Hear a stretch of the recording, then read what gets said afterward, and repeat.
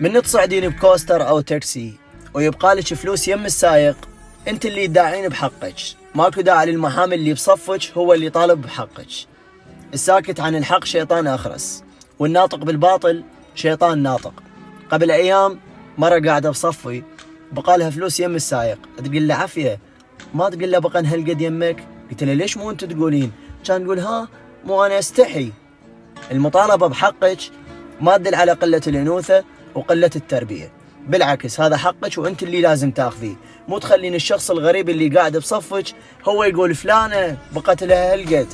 انت من تطلبين شخص من عائلتك او شخص من اقربائك فلوس تروحين تداعيه، بس الشخص الغريب اللي تقعدين يمه او بسيارته من تطلبيه فلوس ما تداعي خوفا من وجهة نظر الناس عنك. ها ايش راح يقولون عن الناس؟ احب اقول لك ان اطمئني وما حد راح يقول عنك شيء.